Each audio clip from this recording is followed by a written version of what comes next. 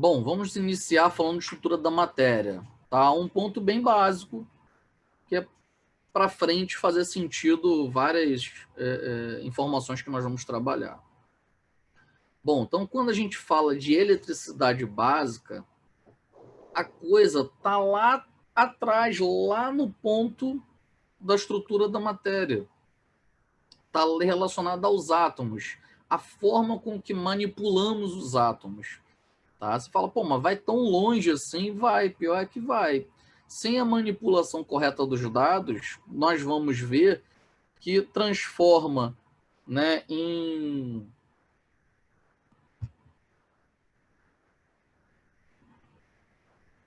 que transforma em isolante, condutor, semicondutor, tá? Semicondutor e diversos tipos diferentes, tá? Diversas estruturas e fenômenos diferentes. Quanto maior for o potencial, mais condutor ele é. Quanto menor for o potencial, menos condutor ele é. Tá? Aí vamos entrar em outros elementos, né, da eletricidade básica, só com essa informação que eu passei para vocês. Então vamos na raiz da coisa, né, que é a estrutura da matéria. Então matéria, gente, é tudo aquilo que possui, que possui lugar no espaço, que de alguma forma ocupa lugar no espaço. Seja de forma sólida, seja de forma líquida, seja de forma gasosa.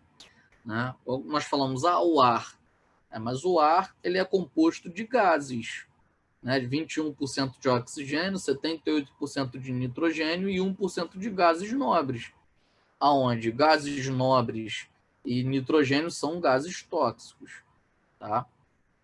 Então, a estrutura da matéria é formada por moléculas, que, por sua vez, né, são formadas. Na verdade, é o seguinte: o corpo, né, é formado por matéria, matéria é formada por substância, e substância é formada por moléculas. Né? E moléculas, por sua vez, são formadas por partículas.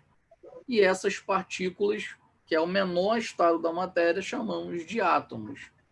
Né? Então, lá nesse átomo, lá nessa presença minúscula, é que está toda a atividade elétrica que nós precisamos. Seja ela elétrica ou seja ela dielétrica, né? Que é considerado isolante. Ok?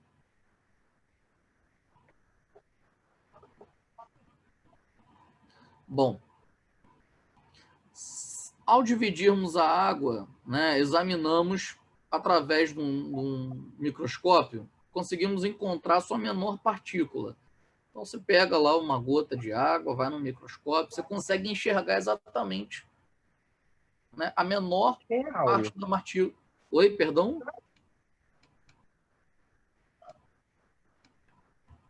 Desculpa, alguém abriu o áudio, não sei se foi alguma dúvida, eu não ouvi. Vou continuar aqui. Qualquer coisa, abre o áudio, tá, pessoal? E pode falar comigo.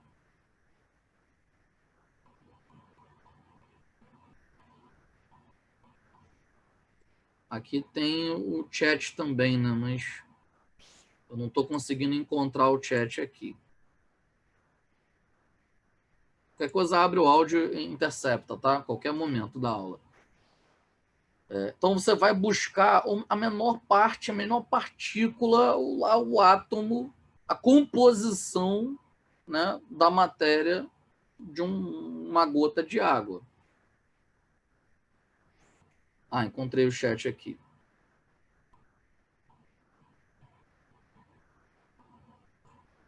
Ah, tá, ok. Bom, então a molécula é a menor parte da matéria que ainda conserva suas características, né? Então, por exemplo, tá vendo?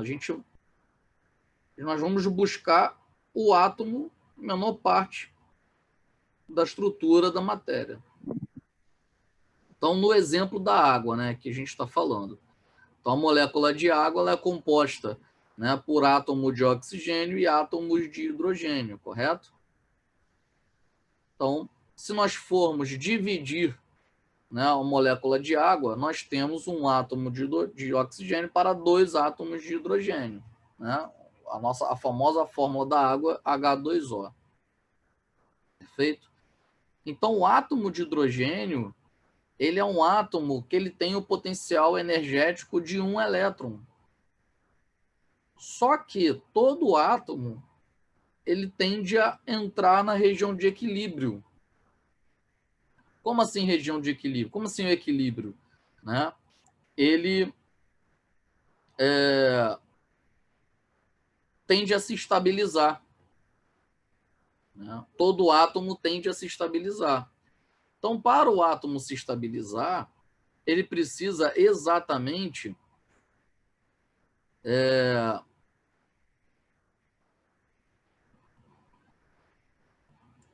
doar ou receber elétrons. Precisa doar ou receber elétrons. Por quê? Quando você fala de um átomo se estabilizar, ele precisa ter, nós vamos ver isso, tá? Ele precisa ter a mesma quantidade de cargas elétricas positivas, negativas e neutras. Aí ele está estabilizado, tá? Inclusive, o livro Malvino, de eletrônica básica, ele afirma que, nesse estado, o átomo é considerado um isolante, um elemento isolante, né? Porque ele está preenchido a quantidade de cargas elétricas. Então, não tem por que doar nem por que receber. Tá? E esse fenômeno de recombinação de cargas elétricas negativas, no caso, né, é a ligação covalente. Então, quando você faz esses agrupamentos de recombinação, né, você cria uma estrutura molecular. Então, já que a gente está falando dos átomos, né, os átomos eles são formados, essas cargas elétricas que eu comentei, né, ele é formado por núcleo e eletrosferas. Né? O núcleo ele vai possuir prótons e nêutrons, aonde os prótons são as cargas literalmente positivas e os nêutrons são as cargas elétricas, o nome já diz, neutra. Só que poucos livros afirmam, poucos livros falam sobre o nêutron, né? O nêutron. Um nêutron é uma carga neutra, correta? Para ser uma carga neutra, né, pela lei da física, você tem que ter potencial energético de mesma intensidade em sentido oposto.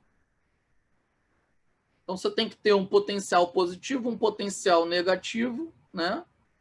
E naquele ponto do meio, você tem forças opostas de mesma intensidade, potencial zero. Então, o nêutron ele é formado por um próton e um elétron. Aí você fala, ué, mas elétron, eu aprendi que é somente na eletrosfera. São esses carinhas que estão aqui, ó, rodeando em volta. Só que vamos lá, olha que interessante. O núcleo, ele é muito positivo, correto? As eletrosferas são muito negativas. Qual é a lei natural da coisa? Inclusive, nós vamos revitalizar isso mais para frente. De acordo com a lei de Dufay, os opostos se atraem. Mais para frente a gente vai relembrar isso. Então, a carga elétrica negativa ela deveria ser muito atraída para o núcleo, muito positivo. E é. Só que não encosta no núcleo. Exatamente por causa do nêutron. Então, ninguém fala do nêutron. Mas o nêutron, a carga elétrica negativa dentro do nêutron, que é um elétron para um próton, e ele se anula e vira uma carga neutra, que é a carga de equilíbrio, que faz com que as eletrosferas aproximem do núcleo, mas não entrem, não encostem, sejam repelidos pelo fato de ser cargas iguais. O elétron do nêutron e o elétron da eletrosfera, com potenciais energéticos diferentes, mas suficientes para não deixar encostar. Tá? Quando você tem uma energia suficiente para expulsar esses nêutrons do núcleo, aí chamamos de energia nuclear. Né? Só que a nossa eletricidade não tem energia suficiente para expulsar os núcleos, os nêutrons, né? Os elétrons dos nêutrons dentro do núcleo. A eletricidade não tem essa energia. Qual é a energia que a eletricidade tem? Expulsar os elétrons da eletrosfera. Por exemplo, esse carinha aqui que está mais distante e solitário, é mais fácil perder ele, né? A não ser que este átomo, o último elétron, seja um mesmo, para ele entrar numa estrutura de equilíbrio. Aí a possibilidade dele perder se torna um pouco menor. Mas se passar um outro átomo muito positivo, ele vai atrair esse elétron aqui. Ok? Vamos lá. Recapitulando os átomos, né? Aqui, as eletrosferas, como eu comentei, tá vendo? E os elétrons giram nessas órbitas. E essas órbitas não encostam no núcleo por conta do nêutron. Então, recapitulando, os prótons possuem as cargas positivas, os elétrons as cargas negativas, e os nêutrons não possuem carga elétrica. Na verdade, tá vendo? Os livros falam isso. O nêutron não possui carga elétrica. Só que tem uma informação a mais aí. Não é que não possua carga elétrica. Ele possui duas cargas elétricas, uma positiva e uma negativa, que se anulam e vira potencial energético zero. Tá? Então, na verdade, ele possui, só que transforma em um potencial energético zero.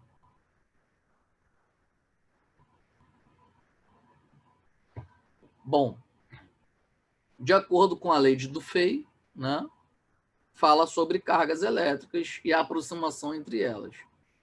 Então, elementos neutros ou sem carga, neutro com neutro, né, ou nêutron com nêutron, não faz nada. Ou sem carga nenhuma também não faz nada.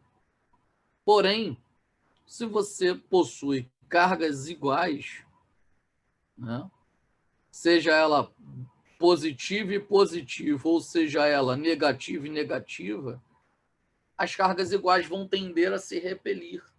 Por isso que a carga elétrica do nêutron com o elétron da eletrosfera não deixa encostar. Do nêutron é muito fraco, aquela carga elétrica negativa. Então, o elétron é aproximado tem maior potencial energético, é aproximado para o núcleo. Mas quando chega muito pertinho do núcleo, não encosta no núcleo por causa daquele nêutron. Tá? E cargas diferentes, né? O que vai acontecer? Vão se atrair. Então, cargas opostas, de acordo com a lei de Dufay, se atraem. Por isso que o elétron ele fica sendo atraído pelo núcleo. Ou por outro átomo eletricamente mais positivo. Tá? Bom, um átomo possui várias órbitas, né? E cada órbita possui uma quantidade de elétrons. Essa é a lei clássica de cada átomo. Aí a quantidade de prótons e a quantidade de elétrons vão dar aqueles átomos diferentes com aquelas substâncias que nós vemos na tabela periódica, por exemplo. Então, poucos elétrons na última camada são considerados condutores. Por quê? Porque ele tem a facilidade de perder esse elétron. Né? A força energética que ele tem em relação a esse núcleo aqui é muito pequena. Essa força energética, esse potencial energético é muito pequeno. Então, se passa um outro átomo mais positivo, ou seja, com menos elétrons, menos negativo, né? Tanto faz falar mais positivo ou menos negativo. Tá? Para a eletricidade, tecnicamente, você chamaria de mais negativo quando tem mais elétrons e menos negativo quando tem menos elétrons. Por quê? Porque nós da elétrica não temos energia para expulsar prótons, nem nêutrons. Só temos energia para expulsar elétrons. Tá? Agora, se tivermos muitos elétrons na última camada de valência, tá? Que é a última eletrosfera. A última eletrosfera que é a camada responsável por tudo que a gente conhece como eletricidade. Tá? Então, ela não são as outras camadas, é a última camada. Então, quando tem muitos elétrons na última órbita, que é a camada de valência, né, consideramos os átomos isolantes, porque tem a facilidade de receber mais elétrons. Né? O fato dele não ter a capacidade de perder elétrons, então é mais fácil ele receber elétrons. Por quê? Porque se ele tem muitos elétrons, significa que o núcleo dele tem muito positivo. Tá?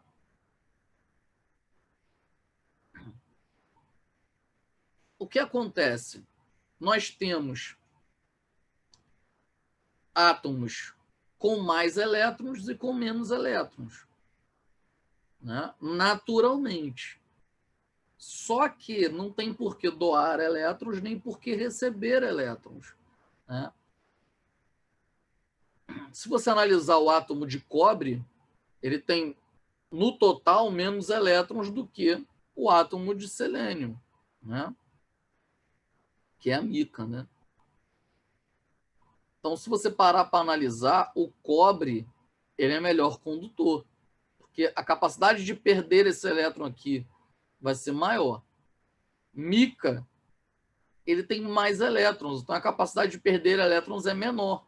Mica é um material considerado isolante, para vocês terem ideia. Só que nós vamos ver que não existe isolante perfeito, como não existe condutor perfeito. Tá? Nem é interessante que seja um condutor perfeito. Ideal, né? O ideal não existe. A gente pode chegar próximo do ideal. Vamos entender, né, que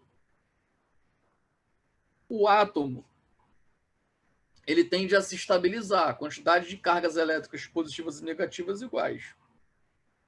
Né? E o átomo estável, equilibrado, né, ele não tem por que doar elétrons e nem receber elétrons. Aí você cria uma resistividade muito alta, você cria um material melhor isolante.